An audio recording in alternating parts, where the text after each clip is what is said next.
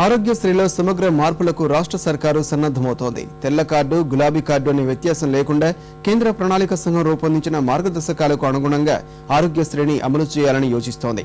గులాబీ కార్డుదారుల్ని ఈ పథకం పరిధిలోకి తీసుకువచ్చే అంశంపై ముఖ్యమంత్రి కిరణ్ కుమార్ రెడ్డి ఇవాళ కీలక నిర్ణయం తీసుకోనున్నారు. రాష్ట్ర జనాభా అంతటికీ ఆరోగ్య భద్రతను అందించేందుకు ప్రభుత్వం సన్నాహాలు చేస్తోంది. తన సొంత మార్కు పథకాల ద్వారా ప్రజాదరణ పొందాలని యోచిస్తున్న ముఖ్యమంత్రి కొన్ని షరతులతో అందరికీ ఆరోగ్యశ్రీ వర్తింపచేసే అంశాన్ని తీవ్రంగా పరిశీలిస్తున్నారు. దీనిపై ముఖ్యమంత్రి అధ్యక్షతన ఇవాళ సచివాలయంలో ఉన్నత స్థాయి సమీక్ష నిర్వహించనున్నారు. రాష్ట్రంలో ప్రస్తుతం 2 కోట్ల మంది తెల్ల రేషన్ కార్డుదారులకు ప్రభుత్వం గతంలో ఆరోగ్యశ్రీ కార్డులను జారీ చేసింది. రచ్చబండ కార్యక్రమం ద్వారా అదనంగా మరో 29 లక్షల మందికి ఆరోగ్యశ్రీ కార్డులు ఇవ్వాలని నిర్ణయించినా అది ఇంతవరకు కార్యరూపం దాల్చలేదు. కొన్ని నిబంధనల ద్వారా అందరినీ ఆరోగ్యశ్రీ పరిధిలోకి తీసుకురావడం ద్వారా ప్రభుత్వానికి మంచి పేరు రావడంతో పాటు బోగస్ కార్డుల ఎరివేత సులభతరమవుతుందని సర్కారు భావన. ఇందుకు ప్రజాధనం ప్రైవేటు పరం కాకుండా తగ్గించేందుకు 40% చికిత్సలు ప్రభుత్వ ఆసుపత్రుల ద్వారానే అందించాలనే యోచనను పరిశీలిస్తున్నారు.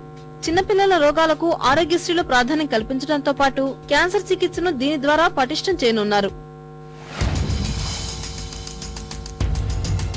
రాష్ట్ర ప్రభుత్వోద్యోగులను ఆరోగ్యశ్రీ పరిధిలో కాకుండా ప్రత్యేక ప్రతిపాదనలు సిద్ధం చేశారు.